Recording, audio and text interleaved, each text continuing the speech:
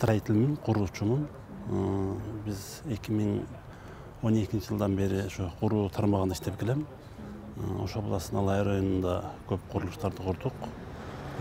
Бүгүнкү күндө этникалык кыргыздарга, памирденген кыргыздарга үй салып жатам. Азыр ошо Алай районунун Талдуу айыл өкмөтүндө.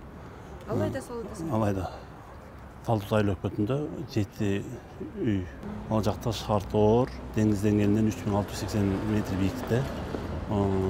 Нарындан жарымы нарында 12 семья Сармоголдогу ошол өздөрүнүн эски мектеп имаратында жашап атышат. Ошолор үйлөр бүтсө, ошолорго көчүп келишет бар.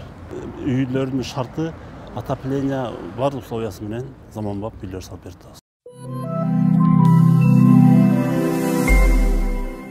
Мен өзү негизи кыялданып жүрчүмүн, саясатка көп кызыгам. Кыргызстандын келечеги жаштардын колунда. Биз ушу Союз таркагандан бери Кыргызстан кандай өнүктү, кандай жашоодо кыргыз эли жашап жатат, бүт баарындай билем.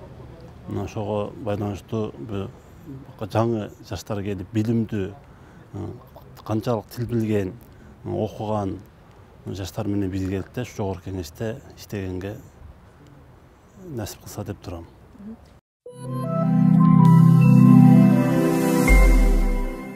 Жаңы технология, заманбап, өнүккөн ушундай программалар менен Кыргызстанды, биз кичинекей элбиз.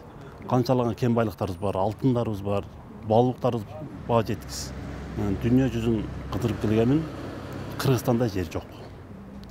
Кыргызстанда жер жок. 4 мезгилибиз бар. Алтын Кыргызстан бейиштин төрү деген чын. Арабияга бардым, кайсы мамлекеттерге барбайын, чөл. Биз ага караганда мына бейиште жашайбыз. Ошону биздин кен байлык алтындарыбыз менен эле Кыргызстан мамлекети өнүксө болот. Ого билим, күч керек.